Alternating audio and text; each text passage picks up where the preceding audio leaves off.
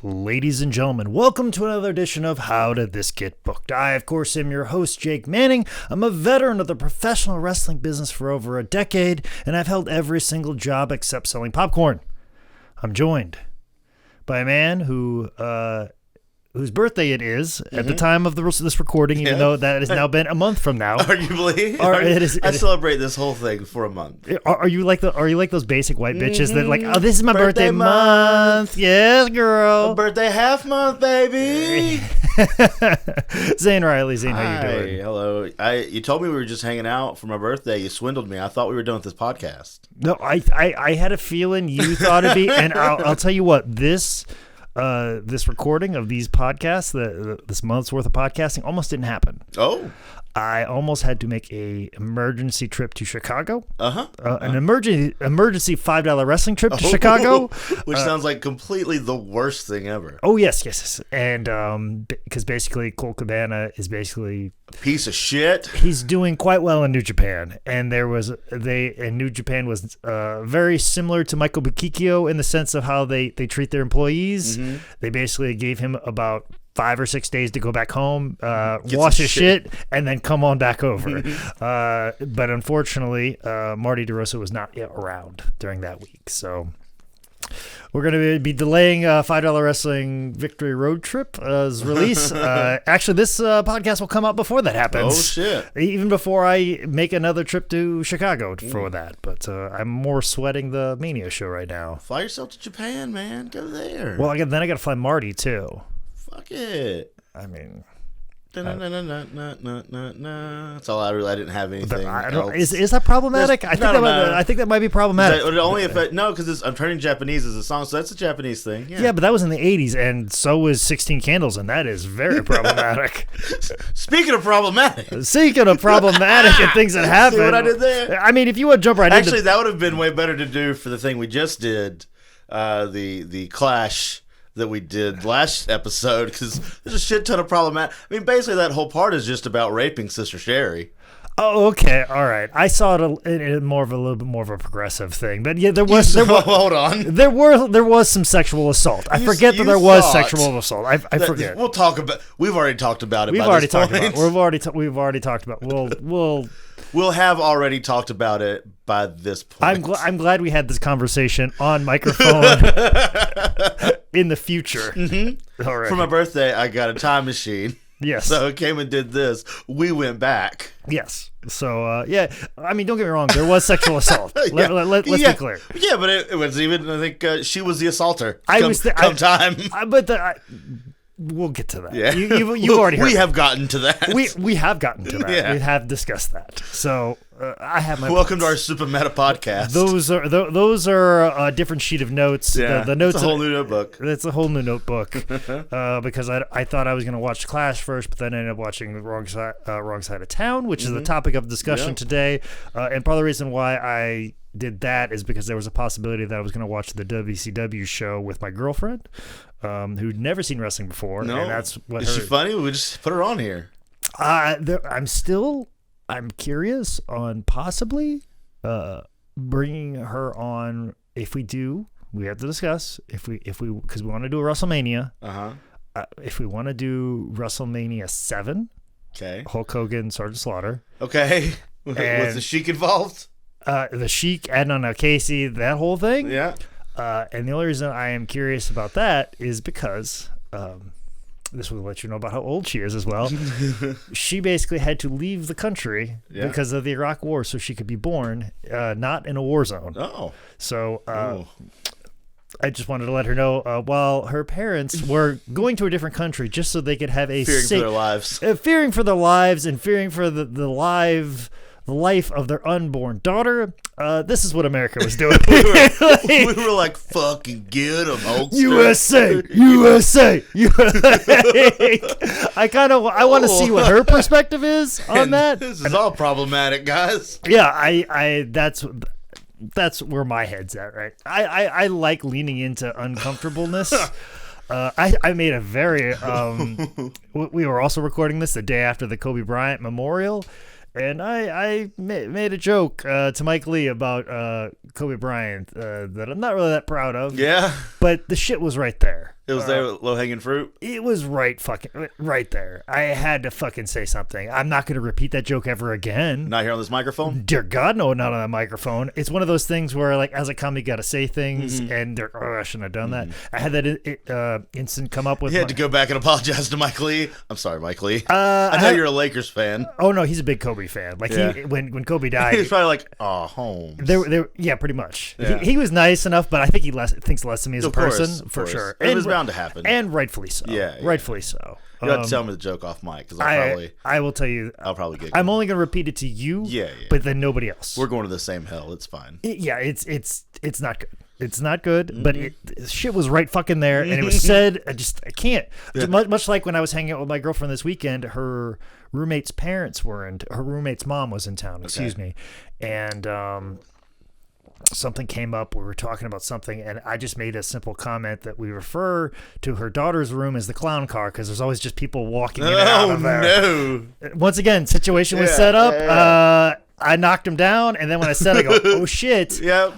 I don't know my girlfriend's roommate well enough to make that joke. Turns out these people don't like the circus. Nor do I know her roommate's mom that well enough. They apparently like it. It was fine. They appreciated it. They knew she was they're sexually progressive. They're sexually progressive. There we go. And they even had a little fun with it, but I was just, I maybe shouldn't have said that. So that's basically how my week's been. It's just saying stuff that I'm not supposed to say, and now I'm in front of a live microphone, and I'm required to make jokes. Exactly. So, but I think we're going to be... Don't worry, the jokes we're about to make are very timed to 2010. So. To a guy who I think is very self-aware that he is a joke. If he's not, I don't know what he's doing these days. Man.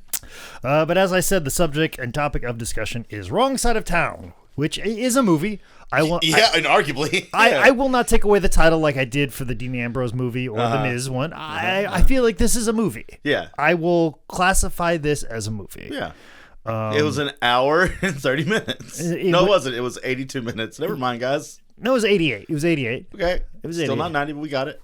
Either that or that. No, that was 88. It was 88. Yeah. 88 both things we watched were an hour and a half. So yeah, which is why we picked them. Which is why we fucking picked them. That's why we'll probably do a WrestleMania and then do a half-an-hour TV show.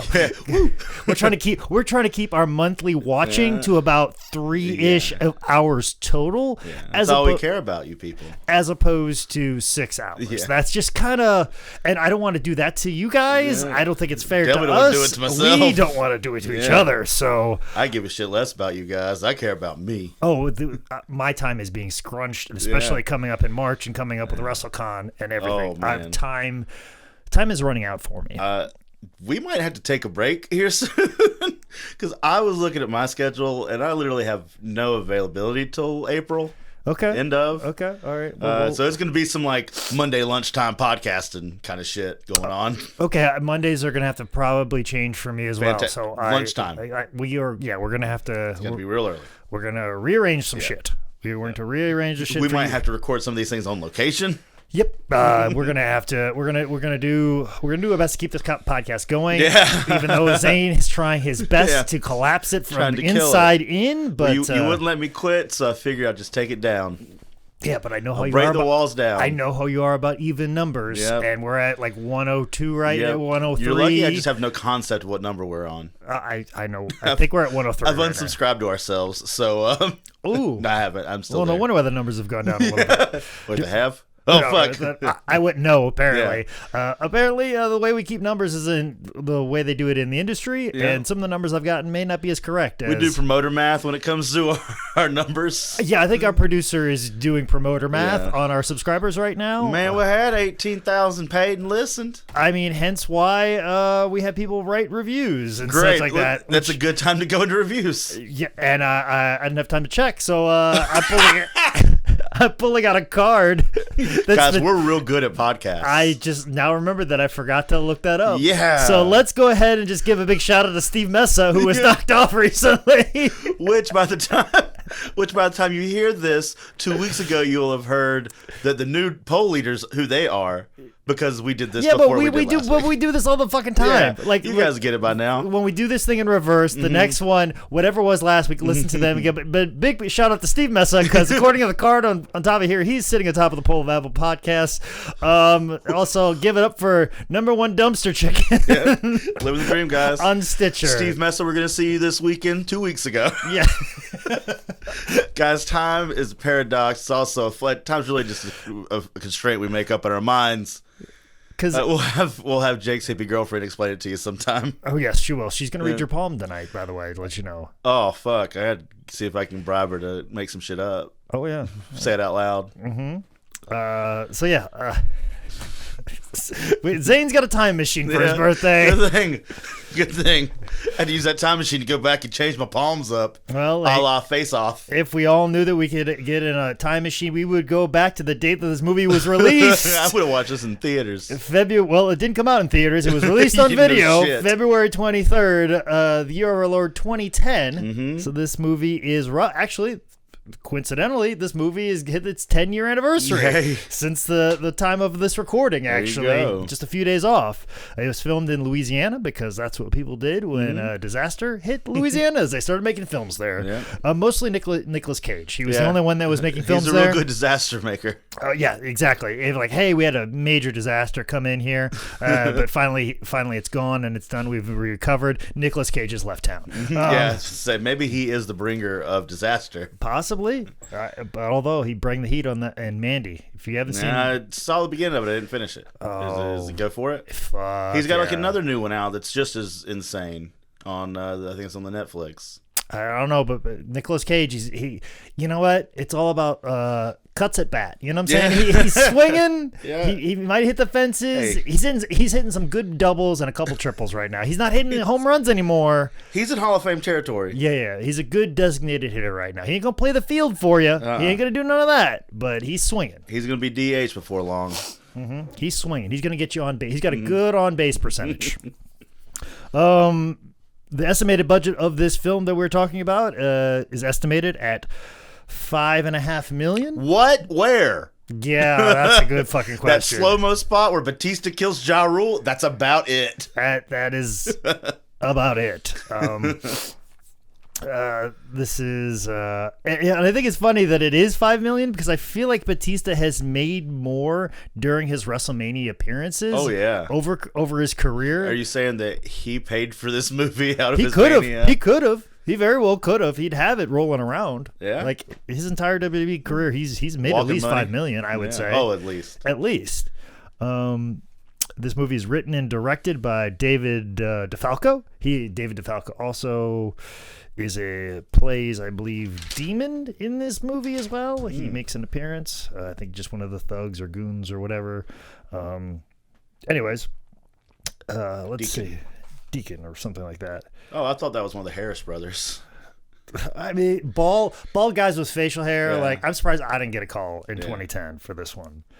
Never. Oh, also too, David DeFalco never wrote or directed after this ever again. He did produce a couple of things, but he didn't do much after this. Hey, you know what? Go out on top. That's what I say. I mean, if you're gonna work with Rob Van Dam, I mean, he probably sold this to people like, I got Van Damme. You got Jean-Claude Van Damme? No. I got Van Damme. Who? Van Damme who? And then Rob Van Dam. Although I would like to think that he then followed that up. Was like, I also got Dave Bautista. He'll never amount to shit in this business. Which is funny. Is in an interview, this movie, Dave Bautista talks about in interviews that when he saw his performance back in this movie, it forced him to get an acting coach. He's like, I got to do better. Really?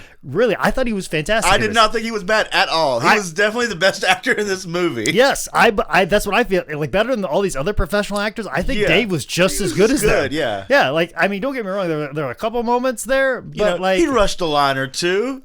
But no, for the most part, he was good. Very similar to what he's done in other movies. Like, I'm gonna bury the lead. This movie wasn't bad. Like I said, I'm referring to this as a movie and not an MP4 file that was uploaded to a streaming service. It was good. It was a fine movie. It was fine. We'll get to the glaring similarity into a better, older movie, as we did with 12 Rounds with Moxley. Okay. I think I know which movie you'd be referring to, but maybe we'll get. Which one do you think? It's definitely The Warriors, right? This movie's The Warriors. I'm thinking Judgment Night. That is a good. Oh man, Judgment Night was such a good movie. Yeah. Instead of going to a club, going to a like a hockey game or whatever, they go to a club in this situation. Yeah, because it all takes place over a fucking night. Yeah. So so it's the same with The Warriors. Like we got to get from here to over here. Mm-hmm. So but the travel wasn't necessarily the obstacle, which it was in The Warriors, like where you had to go. Mm-hmm. It was very inconvenient at the best of times. Or at the worst of times, you're just like, I'll fight these guys, and then right back to home. Yeah, they're just trying to get back home, man. That's like... But everyone gets there very easily, except for Rob Van Dam, who could have gotten there just as easy. Yeah. We'll get there. I mean, we're talking... We haven't even run through the cast. Yeah, we're here yet. As we've already said, Rob Van Dam is your lead character, Bobby... Kolonowski. Good Polish name. Good Polish name. We really missed a good racist moment here where we could have, a Polak kind of thing. Ooh, yeah. I don't know if you can say Polak anymore. Of all the bad things you can say, you don't think you can? I mean, is Polak like midget? I guess that's second tier. Sorry, the P word then. Yeah, Polak. Yeah. I think Polak has the same... I think Polak and midget are the same level of derogatoriness. Oh, okay. We haven't come for I that don't yet. Mind. Like you could say it. People might like. You probably. I don't know. It's one of those slurs that you say and you're like, can I say that anymore? Well, there's far worse slurs out there right now. We need to reform. I gotta keep something. Yeah. I gotta be a piece of shit somewhere. It's gonna be against the Polish community. I mean, I'd like to believe that I'm smart enough that I could come up with a different derogatory. Like, here's what happens when you take away a word that you can't use anymore. Most notably, the F word agate. Whoa! That's how we say it now. Is that how we do it now? That's how we say it, because if I say the F word, everybody thinks I'm saying fuck. And I can definitely still say fuck. Yeah, I would say that all day. F word agate. Take that away. Okay. Yeah. So now... And please take that away. Yeah, and that's fine. And I would never use it as a derogatory term towards anybody who is homosexual. Yeah. I want to be able to refer to you as that. Oh, gotcha. So... Great. I just replaced. We might not have quit at 100, but we're going to get fired after 103. For sure. We're This is definitely a cancel episode. We're getting canceled. Yeah. The podcast will keep going.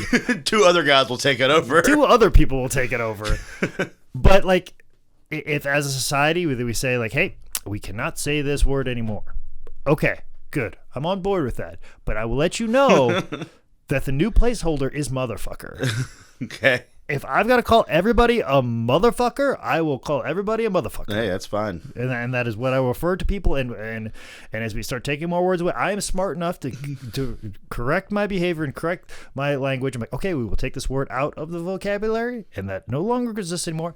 That's fine. But I'm letting you know that spot where I use that word, I will fill it up with motherfucker.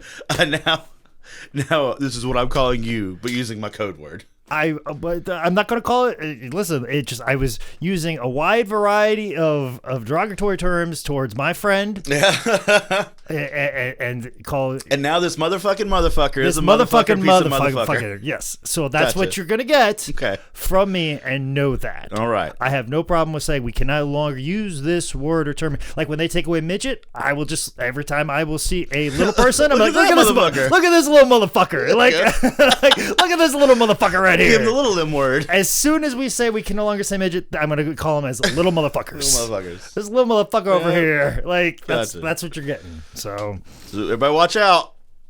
Let us know about all those numbers that start going down. Promoter math's about to get real rough. Motherfuckers at the end of the day. That's right. So, someone who is not a motherfucker, or maybe she is, I don't know. Laura Grist plays Dawn. She actually appeared in the movie Logan and Girls Trip. Actually, there's a lot of people in this movie that appear in Girls Trip. So I'm assuming Girls Trip is filmed in Louisiana, and that's why so many of them in here.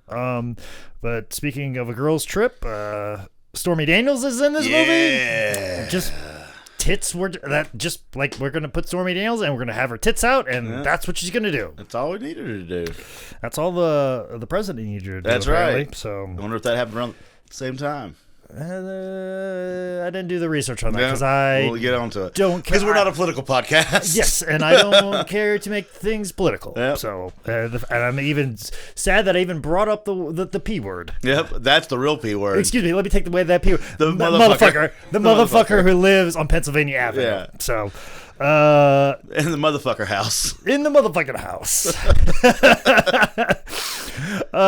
Randall Reeder plays Trouble. He was also a wrestler on Global.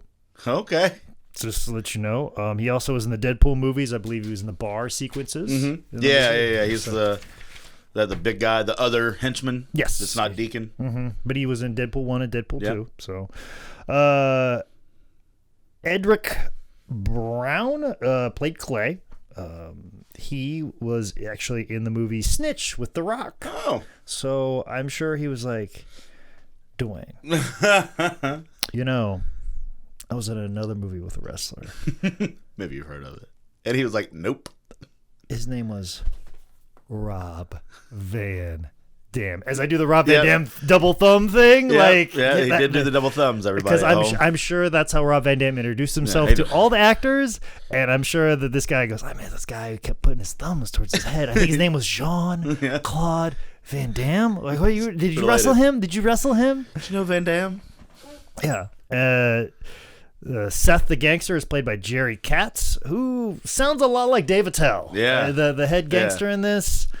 He also was in a movie with The Big Show called Knucklehead, which may be eventually definitely discussed on this podcast that if we're might not be an canceled. If we're not MP4. canceled from what happened 5 minutes ago. So, Louis Hermuth plays Briggs, who is in Westworld and plays Dolores' dad, Peter Abernathy. Yeah. So he was real good in this movie. He was good enough to be in be in Westworld. Westworld. So and be Abernathy, a large character. But here's the question I have: is it more embarrassing to be in this movie or showing your dick on HBO and a critically acclaimed show? No, I bet he made a shit ton of dick money on HBO. Oh, I bet he got a He made bonus. way more. He probably got $5.5 million to show that dick off at the whole budget of this fucking movie itself. Oh, yeah. That's a good way to look at it. That's a good way. I'm going to make... I'll put my dick out anywhere for a good chunk of money. Oh, yeah. Especially HBO money. For a bad chunk of money. I don't care. Yeah. Oh, yeah. I got him to leak this thing for a title run here soon.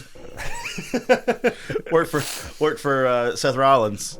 I'm gonna do it. I mean, he had a good dick. Yeah, I mean, wouldn't you want to put a belt on a good dick like that? Yeah, that's right. Like, it's a studious dick. That's a very, very quality dick. After that Page Sex tape, what's his name? Xavier Woods got him a little bit of a push. I mean, that was a good dick. That's a good dick. If you got a good dick and you show it out in the world, consensually. Don't be messaging. I'm not saying hop in those DMs. Just start sending out these dicks. No. Put it right in your mentions. Though. Yeah. I'm just saying. Let them ask for that dick, and then you show them that good dick. Good dick. Put at WWE. Here's my dick. Like I got that good dick. DM me for pictures. Absolutely. I need a push. Mm-hmm. But you also got to have those weird mirror ones that kind of cut off your dick a little bit too, like what you get in a hack that shows off the things right there. Which, by the way, I recently was looking for a picture to use for a $5 wrestling match graphic for Joey Ryan. Yeah. And if you just search his Google images, he's basically got like a fucking thirst trap looking fucking picture when you Google search him. Good. To which proof. Of course he does. If you got that I good dick, son. I would be surprised if he didn't have that. It's one of those hotel rooms where you get up close to the mirror in the hotel room bathroom, and then you keep the counter that just gets a little bit of that dick root. But then she'll still show off the sex lines. But that's like one of the fifth top Google search images of Joey Ryan. It's probably his most redeeming quality, honestly. I know. I almost used it for the flyer. Personality. I almost used it for the fucking match graphic. I was almost like, here we go. This is perfect. Hey, Joe, is this cool? Hey, Joe, is this okay if I use this picture? Like, I can use a different picture. I'll send you one. No, I mean, I like this one a lot. He'd be like, no, I like this one a lot. He goes, well, I can recreate it. I'm like, okay. Well, this is getting a little weird. Do I owe you anything? Well, okay. Do I have to subscribe to some sort of weird Patreon for this? What's going on? Okay, all right. Cool, man, whatever. Cool. Whatever you want to put on the flyer, I'll put it on the flyer. Just give it to me. Just give it to me. I can recreate it. Which David Lasso did that to me for a comedy show, who works for Pro Wrestling Tees. He's also a fantastic comic. Also, too,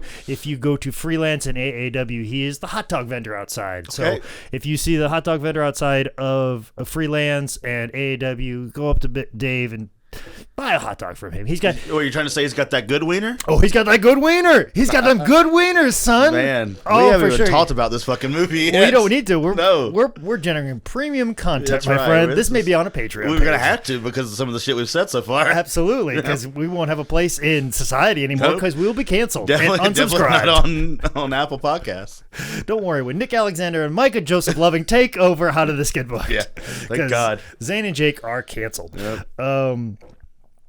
But back to it. Somebody who I thought, or maybe is canceled by now after Firefest. Ja Rule is in this movie. He sure is. I thought he'd have. He got box space. Like he got cover art space. I thought he would be a more prominent person in this movie. Yeah, he was not. No, he was not a prominent person whatsoever. Another person that's in this, and I had to do research about it, but I saw the name in the credits, and I go, "Is this guy supposed to be a big deal?" And then I looked at it, I'm like, "Okay, I guess he's a thing." Yeah. Omarion. Yeah.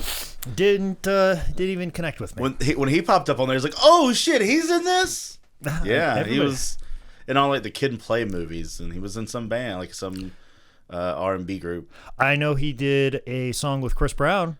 Yeah, I mean, speaking of people who are need to be canceled, yes, exactly. He's still doing pretty all right, I think. I think he's doing okay. He's doing far better than us. Yeah, no shit. I mean, the amount of people that can subscribe to his podcast would be the amount of people that I wish could cancel us. Like, because we had that many people to listen to our podcast to cancel us. Exactly. And then also too, Nelson Frazier, Mabel plays Animal in this. He pops in there. He pops in there. He should be on the cover art. Yeah, it would be really just as much of a screen time. Just as much screen time as Ja Rule. Yeah. I know that. So, anyways, let's get into this movie since we are a half an hour into this episode. Yeah, hell yeah. Already. Don't worry, it's only going to take about half an hour to talk about it. Yeah, there's not a whole lot. I mean, just watch Judgment Night and you guys figure out the concept of this whole thing. Starts with a bridge beatdown, and they get this guy, I guess, who's snitching to the cops, and the reason he knows he's snitching to the cops is because the cop is there, and it's Peter Abbott. Hey, Briggs is here. But did you find it weird in this moment when Seth was like, "I know what you did," and they pulled up a tape recorder in 2010, and then the audio on that tape recorder sounded like shit, and you couldn't make out anything whatsoever? Like, could you make out anything? Because I could not. No, I watched it with the captions on. Yeah, inaudible crunching. Is that what the parentheses said? It is, because you got to make it sound like it was hidden in the clothes. Yeah, but like at the same time too, like you can do ADR. Yeah, you got $5 million. Well, yeah, but you just spend it all on Ja Rule to be here. I hope they spend it all on Peter Abbott. Yeah, no shit. I mean, Joe started his career right here. I mean, maybe if the director's cut, he shows his dick here. Maybe. And then when HBO came to him, and they're like, "Can you show your dick?" And he goes, "Well, I mean, I already showed it for the bonus content of Wrong Side of Town." Yeah, but you gotta get that on the Blu-ray. Yeah, you gotta get that on the Blu-ray. What is the Criterion edition? You can see my dick. Criterion edition of Wrong Who do you Side think of Town. directed this? Wrigley Scott? Like, yeah, I mean, DeFalco did just a good job. Okay, I mean, obviously, since he's not working anywhere right now, he's one and done. He went out on top. Well, at least he was smart, unlike Orson Welles, who just keep making movies and keep making movies and could never top Citizen Kane. Hey, he made some good ones, but wasn't as good as Citizen Kane. Yeah. So. Hey, after you hit a home run, you got to keep playing the game. This is true. There's 9 more innings. Mm-hmm. You know, you don't want to be a carbon copy. Much like the intro song to this was a carbon copy of like garbage. Dude, this fucking intro took forever. It did. This thing was like 5 minutes long of just the opening credit. Well, you got to get everybody's name in there. You got to get Omarion out there. You got to really eat up that 88-minute runtime. Get Ja Rule. Ja Rule? Is it Ja Rule? Ja Rule? Yeah. Ja Rule. I'm not pronouncing the R's as well as I should. I'm not gonna make that joke. Please don't. We probably can't afford to. There was a good callback there, and I avoided it because I am trying to avoid unnecessary jokes. I don't know what it is. Maybe I need to do more open mics to get this out of my system. Yeah. I've been very busy recently. I haven't been able to get on stage, so the awful and horrible thing I'm not saying aloud, and I shouldn't say it on a microphone, so it can be used. In a we talked about it so much. You guys have already figured it out. Our smarter people, but it doesn't make a difference. Somebody will just play this on a tape recorder, and you're undecipherable crunching, and they'll put it on a movie. The microphone was on Abernathy's dick the whole time. Okay, that's where the wire was. Mm-hmm. The wire was, but we all know where Rob Van Dam's chainsaw was, which fucking working. Not fucking working, but don't worry, them hands. Holy, he punched a tree down. Which apparently Rob Van Dam did his own stunts in this movie. I hope they got a stunt tree then. Stunt tree. Bring the stunt tree. Yeah. Yeah. Couldn't do it, so he just punches a tree, and that works. Okay. But then he had to rush and jump into the pool because his daughter was fake drowning. He pulls her out so roughly. Like, he has her in this weird underhook thing and then jerks her out of the pool. And you can see her in the video of it, like in the movie itself, slams her head up against the concrete wall. It is fucking gross. If that bitch wasn't already dead, she'd be dying right now. But no, it was a joke. Waka waka. It's okay. She was going to get grounded for a month, but then knocked down to 2 weeks. Yeah. What? Faking a death? You're grounded for 2 weeks? I don't understand how grounding works, I guess. I don't know what the shit. It was like, were you... You said trans, so pick your words. Yeah, carefully. Pick your words carefully. We're not completely canceled yet. Yeah. We haven't stopped recording this thing. We'll come back to it. I think we can still come back after the things we said, so be very careful. You just said trans, and then you trailed off. And then I just stopped. I don't know. I don't know how that translates. There we go. There you go. Okay. I don't know the translation of faking your death to grounding time. Yeah, it just seems like a butt whooping. Fucking like, and that's the thing too. Like, I think the wife here, tough cookie. Like, all right, you need your butt whooped. All right, get the gloves on, mom. You know what I'm saying? Like, and go rounds. You know. And then dad's a big pushover. Mm-hmm. Well, I don't know, a month is a little much. I see, and that's the thing too is I got a lot of spankings as a kid. Like my dad, he whooped my tail quite a few times. But then they got to a point where it was one of the things where I think my dad kind of was like, "Ooh, I don't know if I can beat him." And then he bucks up. I don't know if I can swat him down anymore. And then that was about the time that my mom would slap the shit out of me for saying something I wasn't supposed to say. Like most of this podcast? And yes, pretty much. My mom would have slapped me at least 3 times for some of the things I've already said. So don't worry, America. Just if you want to cancel me and get rid of me, the best thing to do is just have my mom listen to this podcast. Call my mom. Just call my mom. Somebody just call my mama. Somebody call my mama. But I almost always felt like it was a coordinated effort to the point that my dad's like, "Hey, Susie, I don't think I can take this guy. I need you to step in, huh? I need you to step in because I know he's not going to hit you because you're his mother, and also too, since he loves you more than me, you hitting him is going to hurt more. Yeah, it's going to hurt him on the inside. It's going to hurt him a lot more. And so apparently one time, I don't even remember.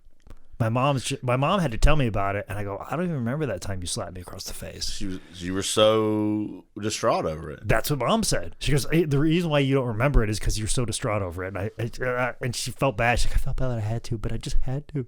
I'm like, what? Because Dad forced you to? Like, I don't know. He was gonna hit me. So I think that's what was going on in my household. So, all right. So this is where we meet Clay.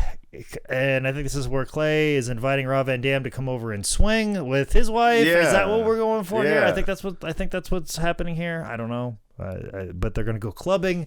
Why? We just met. Yeah, this move. There's a lot of things that move very fast. Does he say I know he's their wine rep, but does he say why they went there specifically? Yeah, of all the places you could have gone, like a nice restaurant, not a club, like someone you've never met. Day of, everyone gets super dressed up.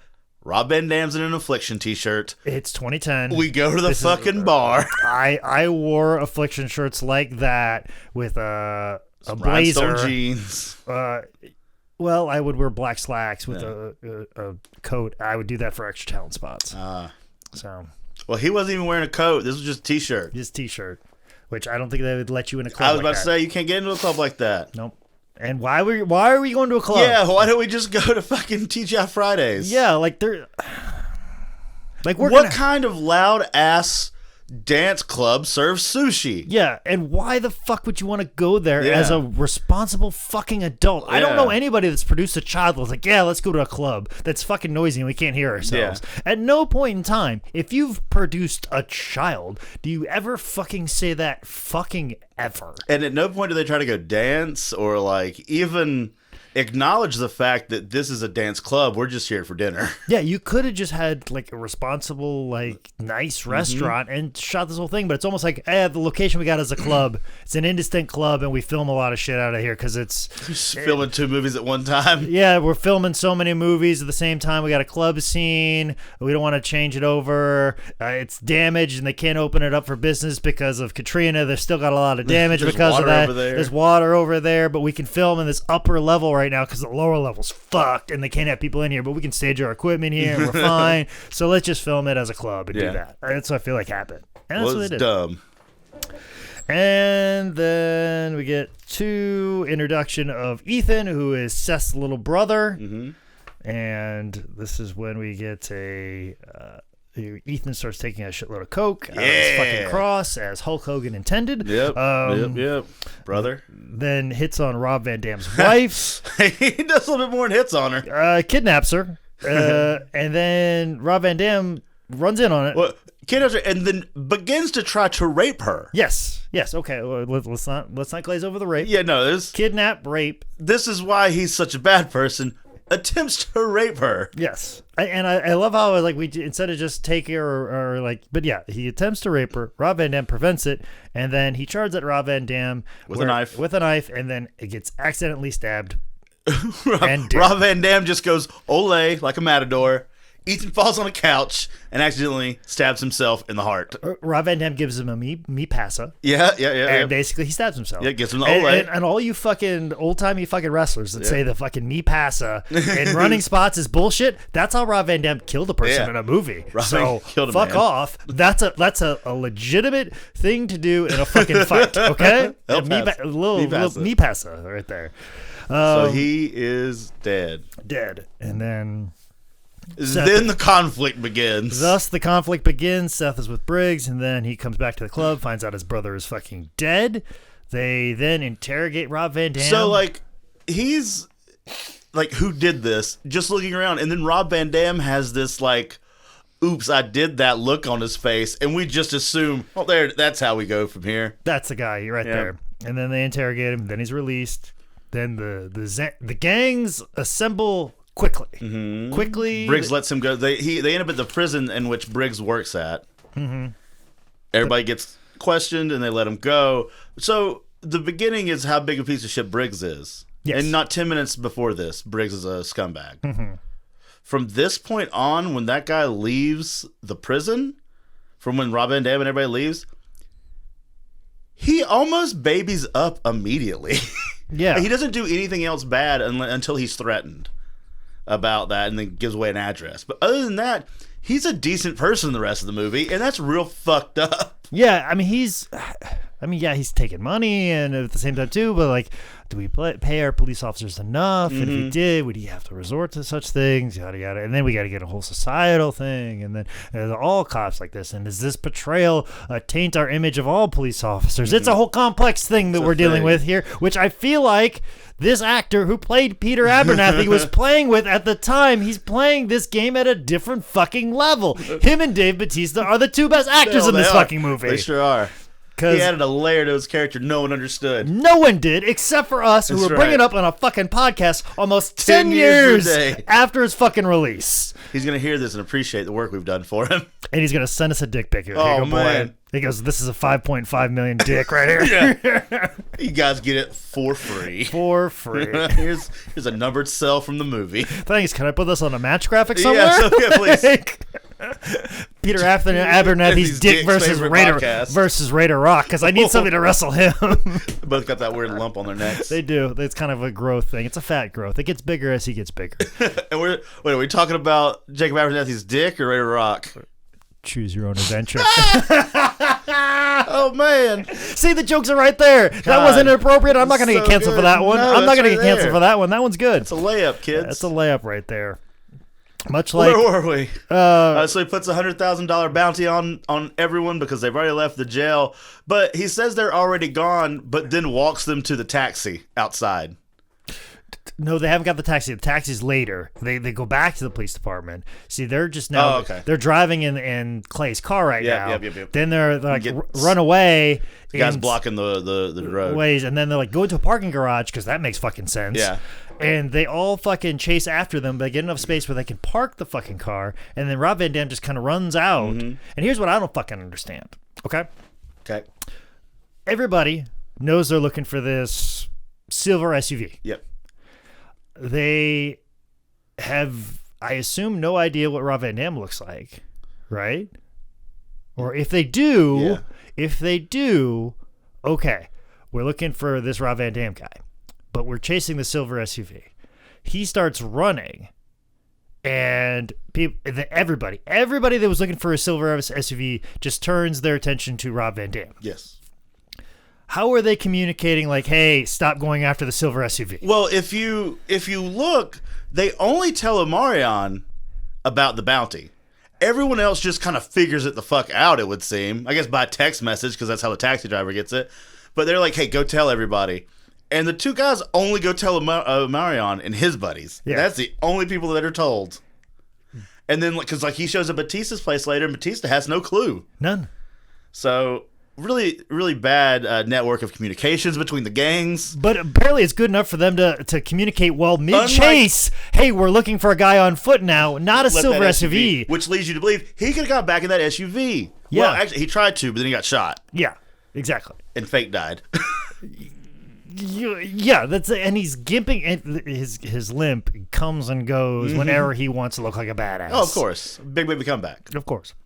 John Cena time. But they shut the lights off, and like you're looking for a silver SUV, and you never maybe they parked it. Nobody thought to even check, and they just let it go out. Yep. Anybody that was like tagging far behind, that was just pulling into the parking deck as the silver SUV was coming in. How are we not coordinating there? Oh, and then so they do the thing where they chase him, and then he runs out of the parking garage, runs into an alley, runs to a dead end, tries to parkour his way up the side of a building. Gets shot and falls. Then they hear police sirens. And they're like, oh shit, we gotta get out of here. But the police sirens were not related to what the fuck was going on. They were just the sounds of the city at the time. They just gave up right there. Wild. I know.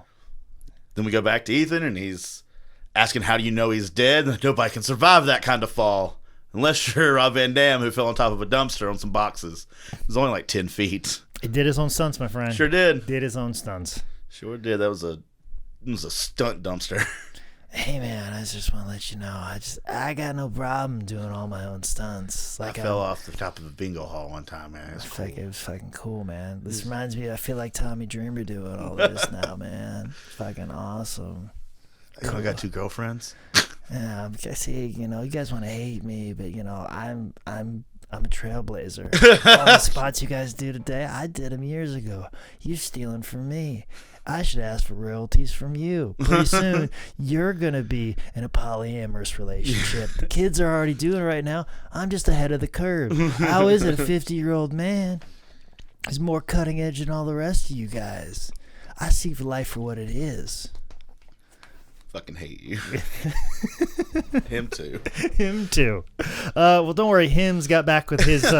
Hims. He got back with his people, and then he's like, "No, we need to get rid of this SUV because we've only got this rental for a few more days, and we need to return it so we can stop filming with it." And I did like. Clay did the triple check with the alarm, like I do when we get into a hotel room somewhere on the road. Like the obsessive, like, oh, make sure it's okay. Check the door. Anybody that knows me knows I have a problem. Yeah. So, anyway, the travels with me. Then they go back walking through the parking garage. Yeah. And they cut through to get to the police station. Yep. They cut through to get to the police station because I obviously have not traveled that far. They're like, okay, well, we've only traveled like 5 blocks. You're wearing the shirt of the comic book that is over your shoulder. Yeah. and it's fucking me up real good. Well, don't worry.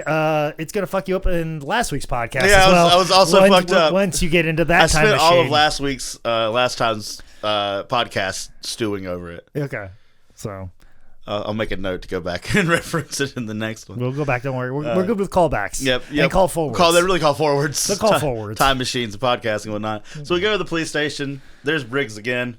Mm-hmm. Well, remember because he's gimping around. Mm-hmm. They corner him in the parking garage, and then he's just like, 100K and the diamonds. You're not gonna get that. Yeah. That was a pretty good Rob Van Dam. Good Yeah, thing you nailed it. You nailed it. You're not gonna get the diamonds. Your acting is the timing of your speech is too good though. You've got to really rush your lines real fast, like you don't even know what they are. What are you even doing? There you go. You get the hands in there. You're only gonna take the 100K and not the diamonds, bro. You're not gonna get those. Oh, it sounds like nails on a chalkboard. Oh, don't worry. Just like when you did your Vader impression last week. Well, we get more Vader, buddy. Oh, You remember? You remember last episode? Last episode when you did the I Vader did Vader for impersonation? 15 minutes straight. Yeah, and then I did my Arn Anderson impersonation. Yeah. Remember when that happened? Yep. Then I stabbed you in the shoulder with some scissors. I'm real sorry to hear that. Let's go. Back into this movie, and not next week's episode, which we haven't recorded yet. Last week's episode, this week's episode. Yeah. Do we even know? Guys, we don't even know where we are right now. We don't know where we are. We just know we're not allowed to be there. We're just canceled from it. So he kind of gets in a fight. Jobs out all this gang. And then they ask, like, where did you learn how to fight like that? And he goes, I watch a lot of Jackie Chan movies. Of all the people. Of all the people. It would have been even better if he's like, I just really like that wrestler, Rob Van Dam. Hard stare down the barrel of the camera. And then we get Clay stance on the N-word. And he goes, you should not be using that. Very, very touching moment right there. We went from slavery to Obama. Yeah. Yep. Okay. Now they got this drop top. Exactly. So that's when we find out that Rob Van Dam is in the special services. We're already like an hour in, and now we're finally getting a whiff on why he's such a badass. I feel like they were like, we need a reason why he can do all this. But the thing is, like, they never presented it until like an hour into this movie. Exactly. An hour in, like, oh yeah, the reason why he's such a badass is because he has badass training. Mm-hmm. We're gonna bring it up now? Yep. And then Briggs like, don't fuck with this guy anymore. And he's like, fuck that. Fuck that. I sound like David Tell really bad. And it's tripping me out just as bad as like Jake Manning's shirt matches the comic book on his wall. So then he's like, I'm going to give you guys a ride, but I'm going to give you a ride in a cab. Yeah, here's a taxi. And then that taxi gets a text message about how there's $100,000 on the line for this guy. Yeah. But then he just drops him off in a parking lot. So the taxi driver's not even like collecting the money. He's just leaving his taxi. Yeah, shouldn't Because then the gang like wagon trains him. Exactly. And the thing is too, like the taxi driver could take them to where straight to Seth, get the 100,000, and he splits it with himself. Yeah. No, he brought him to a gang, which he's got to divvy all that up appropriately, and then we got animals got to get a little bit here. I mean, you got to divvy it all. Like, what are we doing here? Fucking up. Animal's a big guy. You got to pay him twice. He's two people. And then why the fuck does Rob Van Dam get out of the cab, get into a fight, only to get back into the cab and then take off? Yeah, just drive. Yeah. He didn't have the key, so he had to hotwire it, right? But he didn't hotwire it successfully the first time, I didn't think. But even though I don't think that he hotwired it the second time either. I think he just drove the second time. But the thing is, he didn't buy himself any more time by going out there. He didn't do anything. He could have just ran over one of those guys. Yeah, and like gone. They were still blocking you before and after you got out. Yeah, you just covered one of them in gas. They didn't give you enough space to take off. Like they were clearly they're like, okay, the one guy's not crowding gas. Everybody else just crowd around this fucking car. Like I don't understand. Other than just Rob Van Dam looking like a badass. Hold on, guys. I think it's a real good time I fight. Yeah, I mean, it's every time Rob Van Dam gets into a fight, it's just like, hey, let's do something fucking moronic. Yeah. I'm going to get into a fight, and then just go back to where I was before. Yeah. Action isn't moving us any further down the fucking plot line whatsoever. So this is very much unlike Judgment Night, just so that you know. But what they did not have in Judgment Night is basically Rob Van Dam using a tom-tom to give him walking directions. Well, I had to get to BRs. Yeah. But, like, if this guy is your old war buddy, and you know he has a bar, Wouldn't you already know where the bar is? Yeah, when you are, especially in like... And you know this city very well. This is a because little... you're giving people directions like, meet me at here and here. Yeah, and this is a little bit before we relied completely on our phones. Mm-hmm. So we kind of just knew how to get to wherever Had to Google map it, print it out. It's not like we were like, all right, well... I need to know where I need to go walking direction. Like, you didn't see people in New York City that didn't have cars going, how do I get to point A to point B? I know. I'm going to get a TomTom. Yeah. Like, I'm going to get, like, one of those old... a Garmin here. I'm going to get a Garmin to direct me. Nobody does that for walking directions, okay? Like, nobody. That's not how that works. You just remember. You remembered shit. Or you've been there before. You walk into a gas station or a convenience store and you ask somebody how you get there. Or you just know the fucking grid of the fucking city. Mm-hmm. But also, too... This guy took a bullet for you. Yeah. He has a business. When you kind of fucking know how to get there anyways. Yeah. But no. You have to at least know how to avoid that place. Yeah. At least. But I don't know why. Why we needed to do this. But we did it. And we got to old Big Dave and Stormy's big old titties out. That's what we got. Yeah, what's up, Stormy? So, yeah, I don't think old Dave's acting was that bad. Especially in this scene. He nailed it. No. Nailed it. Yeah, it looked real good in that leather vest of his, too. Like, ain't nothing wrong with any of that whatsoever. So we get where we're talkity, then he leaves. Then he leaves. Fuck you, I'm not helping. Fuck you, I'm not helping. And then he walks through the park on his way home. And, of course, this conversation went down just like it did in WWE when Rob Van Dam's like, hey, I'm having a hard time getting a push. And Dave's like, you're going to suck my dick or what? Yeah. And just like, no, okay, bye. Cool, bye. So, and then Abernathy's like... Then we meet Ja Rule. Then we meet Ja fucking Rule.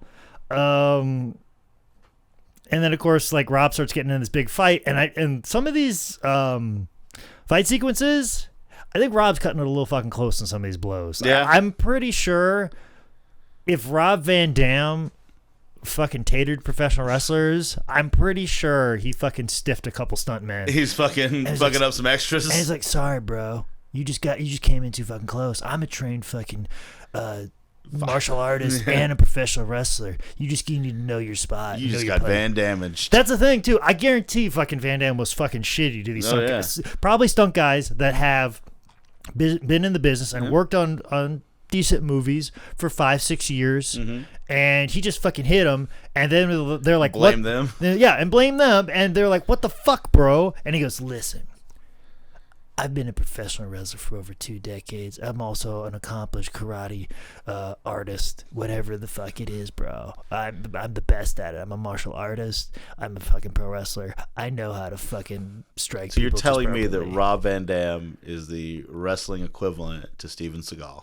Yeah. Yeah. Yeah. Yep. Oh yeah, I'm guaranteed he fucking shit. They go to the same places, and probably made some guy who's actually probably doing great fucking stunts somewhere else now, and probably did stunts on the Avengers movies. Yeah. And who's the worst guy you ever had to get in there with? Rob Van Dam, goddammit. Fuck him. Yeah, and probably says Ol Big Dave, and he goes, really? You were on that movie? Yeah, that motherfucker treated me like shit when I was coming up as a stunt man. Man, yeah, that's so Rob being Rob. Yeah. And that's what we do as pro wrestlers. We're like, oh, that's so-and-so being so-and-so, as opposed to that guy's a fucking asshole. Fuck him. Do 2 podcasts on how he's a piece of shit. It's just how it was back then, man. 2010. 2010, Affliction shirts were hot, bro. You didn't have to wear suit coats to the club if you had your Affliction shirt on. You did not. And guess what? Ja Rule, you get a fucking bullet to the fucking brain. Immediately. So we find out that Big Dave set him the fuck up. Yep. Set him up. And Ja Rule and the gang were going to take him down. And then old Big Dave had a change of heart. Big Dave. Ja Rule tells him to go fuck himself, and Big Dave says, fuck me. No, fuck you. Shoots him in the head, and then continues to talk to him when he's dead. And that was my favorite part of the whole movie. Oh, what's that? You're sorry now? It's too late, isn't it?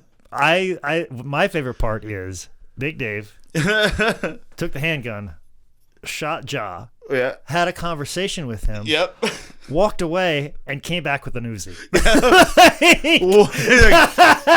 Who else wants some? That's my favorite part. Like this movie in a fucking nutshell. You already have a handgun. You can tell everybody, back the fuck up. I got you, fucking Rob. Go. Mm-hmm. But you're like, all right, shoot this motherfucker. Talk. Walk away. You guys wait here while I go get a fucking Uzi, and then you guys scatter. Yep. Let me get a bigger fucking gun when I already have a fucking gun to begin with. I know what you're thinking. I might only have 15 bullets in here, and there's 20 of you. Don't worry. I've got that handled. Yeah. I got this shit. Don't worry. Like, I'll get you all at once. Just stay in a close approximation, please. Let me fucking look cool while I hold this, okay? Like Dave doing Dave shit, man. Fucking Dave doing Dave. That's the only thing I could see. Like Dave going, I really should have fought to keep that handgun. Yeah. That's really where, as an acting coach, he would have told me that. Yeah. Where like I was just so naive in the business. No, motherfucker, you hitting these lines perfect. Yeah, you hitting your spots. You're hitting your mark. You're doing a great fucking job. You're hitting circles around old Van Damme over here. Maybe that's what it is. Maybe because fucking Rob's so bad. He's so bad. He fucking Bautista looks so fucking awesome. Yeah. So I don't fucking know.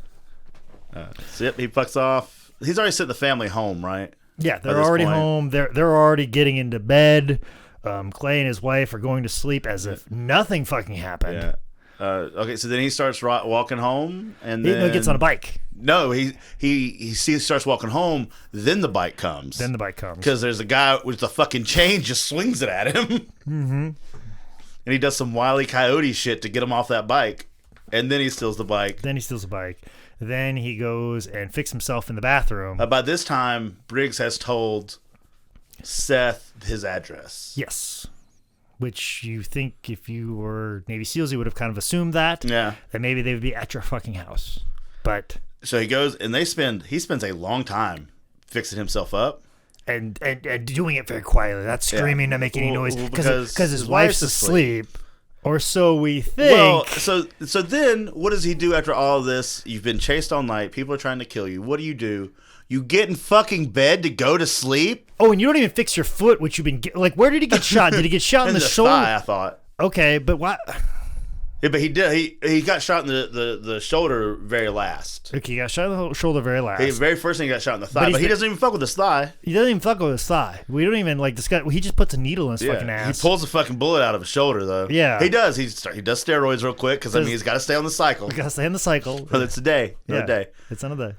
So when he walks in, you see his wife. His wife is sound asleep. Then gets in the bed. She then seems to wake up. And then is also hogtied. She is hogtied. She is taped. So she has been confined. Yeah. Accepted it. Fell asleep. Yes. Then was awoken. Oh, by the way, help me. Yeah. Because he walked by her at the beginning and she was out of it. She could have been like, nothing. Before he even went to the bathroom. No, that motherfucker was asleep. Yeah. And this has only happened in a span of maybe half an hour. Yeah. Call it an hour. Yeah. She was able to be kidnapped. Held hostage, her daughter kidnapped, and then fell asleep. Her adrenaline has gone up so high, and she has crashed so hard. Like, I'm trapped. I'm confined. Oh my gosh, I need to sleep so bad. I almost got raped earlier. I almost got raped earlier. I've been running all night long. Now my daughter is kidnapped. Mm-hmm. I just merely need my husband home. What do I do for the next, 20 minutes? I'm going to take a little power nap. I'm going to take a little power nap right now, and I'm going to wait for him. I'm going to recharge and wait for him to come and wake me up. And that's when old Rob gets his SEAL gear. Wife calls Briggs. Very John Wick moment of you don't know what you're doing. Oh, I know what I'm doing. Don't use the name of John Wick in the middle of a discussion. Don't compare the two. Do not. So you're trying to tell me that Rob Van Dam and John Wick and Keanu Reeves are not the same action star? I 100% know that. Don't besmirch the mere good name of John. Right. I have not even seen the John Wick movies, and I already know they're far better than this. I've seen the commercials, and I get it. And we should give that way more class and respect than what we have shown this movie for the last hour, which, by the way, we're now an hour into this podcast. Just let you know, Rob Van Dam, Special Forces, Navy SEAL. Because that's what you do an hour in to this, is you say, by the way, haven't figured out why he's this good yet. Navy SEAL, fuck it. In this fucking podcast, we've already made mention earlier than when the movie made mention to it. Just to keep that in mind. Yeah. At this moment in time, if we've had a full discussion about this action movie and then we dropped it on you,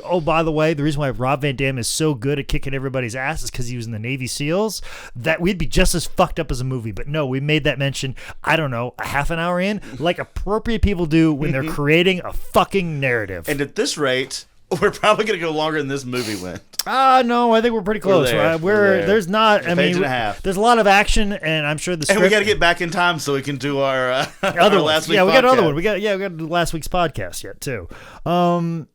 So he takes off on the bike. We see a stretch Hummer because it is 2010, and those things still exist at that moment in time. They're very much of the dying days of the stretch Hummers.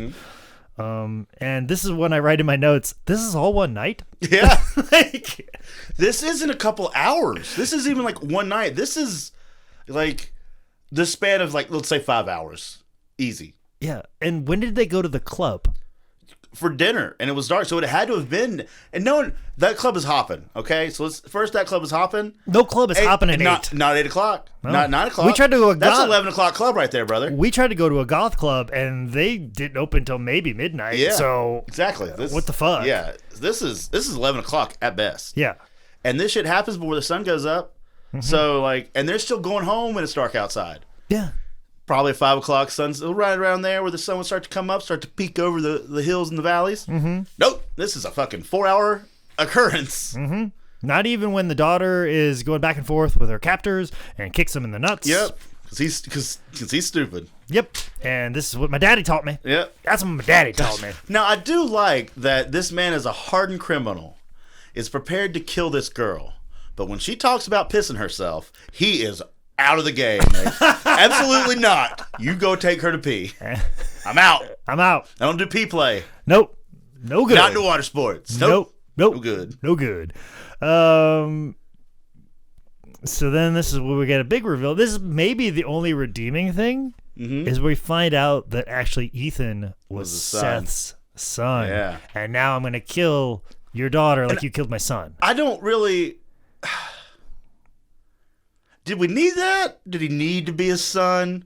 I mean, I'm gonna kill your loved one like you killed mine. Like, did we need that little bit of it only works that in the onion sense peel? It only works in the sense that I have your daughter now because you killed my son. Yeah. But that was never your fucking end game. Yeah. You didn't even know he had a fucking like daughter until like you this went there. moment in time. Yeah. So you went to go kill him at his home. Kill him at his home. Like, oh, he got a daughter? Oh, well, guess what? We're not gonna kill him so much anymore. We'll kill his daughter. Yeah. How about that? We'll just do that. We'll use her to get him here. Yeah. Use him. We'll fuck him up. But we're killing his daughter too. Killing everybody. Well, really, it'd make more sense if he's like, oh, he's got a daughter, just fucking blow her brains out. Yeah. And killed her at the house. Yeah, and then he suffers like I do. Yeah. Done. There we go. And the thing is, too, you don't know what's coming for me because I've been going after you. Wrong side of town, too. Yeah, exactly. Wronger side. Wrong side, of town, too. The right side. Real good at sequels. Real good at it. Yeah, I don't know if I can get it. Yeah. And then, of course, he shoots Briggs.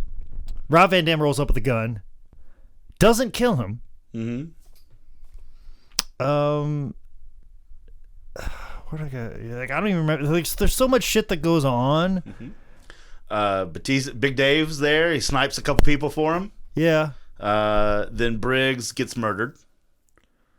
No, Briggs gets murdered. Rob Van Dam shows up with a gun. Doesn't kill him, but knew they would come after him. Yeah. He's like, okay, I got my daughter back. I'm just going to fucking leave. Yeah. Even though you've been chasing me all fucking night long. We can call this... If you've done this to me, we don't call it that you're dead. You're dead. One of us got to go. And then I fucking kill you. We can't both live here no more. Exactly. You've tried to kill me.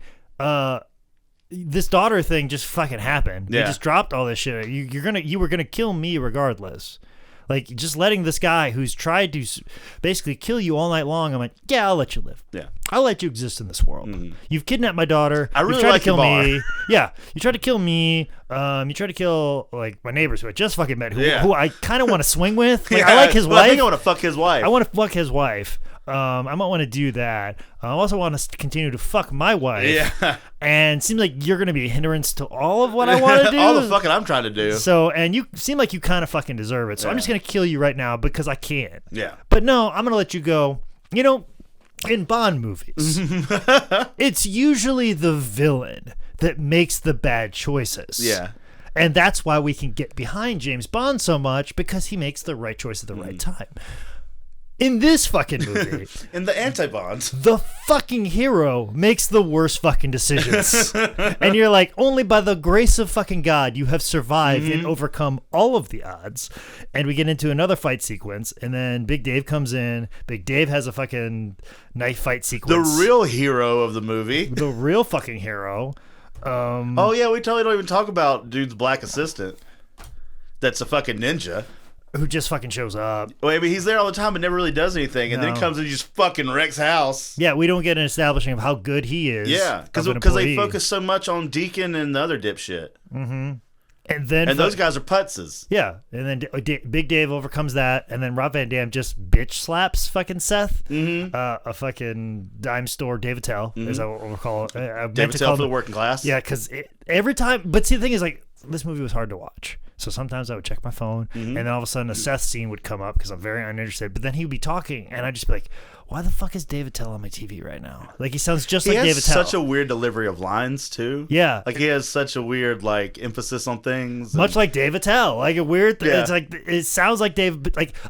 If you take all the Seth scenes and put them together and close your eyes, be like, who is that on screen? You'd be like, that's Dave Attell. I'm watching Insomnia. Yeah. I'm watching Insomnia right now because it's happening at night. Maybe this is what happens with David. If David Attell would have went down and continued Insomnia instead of saying, "Hey, I'm turning into an alcoholic," and kidnapped a guy's daughter, he would have ended up being a gangster named Seth, who has a son named Ethan, who was a major coke addict. I'm for it. And then he would have to try and kill Rob Van Dam. All plausible. But anyways, Big Dave beats up fake Billy Blanks. For you, but then fake Billy Blanks comes back and starts whooping Rob Van Dam's ass. Yes. Then finally Rob Van Dam's like, all right, I'm just gonna kill everybody. Yeah. All right, finally. Cool. Made all these bad choices. Finally, I'm just gonna kill everybody. I gave everybody a fucking chance. Fuck all of you. I'm just gonna fucking kill all of you. End of fucking movie. Yeah. But let's have a conversation about tattoos. Yeah, cool tattoos, Dad. Shut up. Oh, girl's gonna go be a stripper for Big Dave. Though the Big Dave's like go away monologue is so good. Of like, now we're even. Huh, we're not even. I saved your life here. I saved your life there. And then trailing you owe off? me at least 2. Yeah, and he's just walking away the whole time. Big Dave, You're you the are man. if I ever see Dave Bautista, I'm like, Dave, you are far better on the wrong side of town than you give yourself credit for. You, maybe it's only just because we're seeing all of this Rob Van Dam acting that you look so much better. But I mean, you fucking great. You did it. You did it. You killed it. You fucking nailed it, Dave. You nailed it. This Dave could have gone toe to toe with Daniel Craig, Ryan Gosling, all those people. This Dave was good enough for all of that. Yep. Give yourself a little more credit, Dave. Actually, didn't he go toe to toe with Daniel Craig because he was Lockjaw, right? Yeah. Yeah. That's what I said. Oh, there's a reason why I said. Oh, when was he with Ryan Gosling? Blade Runner. Oh. Yeah. Like 2040 or I think whatever. I just saw the first Blade Runner.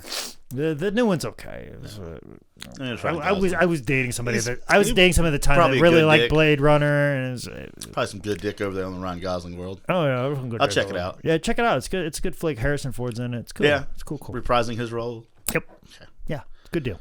All right, let's wrap this bad boy up. Well, should we play the rap song? Wrong side of town. Wrong side of town. I cut it immediately. You got out right away. Oh yeah, I didn't stick around and see if there was an Avengers end scene or anything. You think there was? No. For a wronger side of Wronger town? side. Hey, and how it happens is that Ja Rule just kicks up real fast, and he's a Terminator, just like Judgment Day. We get Judgment Day off of Judgment Night. Judgment Day, son. Yeah. That's the movie. There you go. That is we what did it you is. better than the movie did us. We most certainly did. In an hour and 7 minutes. Yep. I highly recommend they do this. If you are still with us and you have not canceled us yet, thank you. Thank you for that. Zane, you got anything to say? Watch the movie, man. It was good. Yeah, it's a good movie. We gave it a lot of shit. Actually, you know who recommended this movie to me is a couple years after it came out? Old Paul London recommended it. Really? Yeah, he's like, you really need to see this one. And I think he was not being ironic. No. I think he was, because he genuinely likes Rob Van Dam. And we genuinely like Dave. Yeah. He didn't genuinely like Dave. I'm sure he didn't like Dave. Yeah, or Dave didn't like him. Or a bit of both. I think it was a little column A, a little column B with old Dave. But Dave, you were definitely in the good column on this one as far as acting goes. But this Podcast is coming out 2 weeks from now. You and I should be in a car driving to possibly Onward to Iowa? Possibly to Minneapolis, Minnesota, and then Iowa. Oh, really? That little curveball. Okay, we'll talk about it. We'll talk about it. Then the week after that, we'll be driving to Connecticut. And then after that, I'll be the North Carolina Comedy Festival. And then after that, it is WrestleCon. Ugh. Fucking WrestleCon. Get your fucking tickets for $5 wrestling. Choose your own adventure. Hopefully, I have somebody booked against Jeff Hart.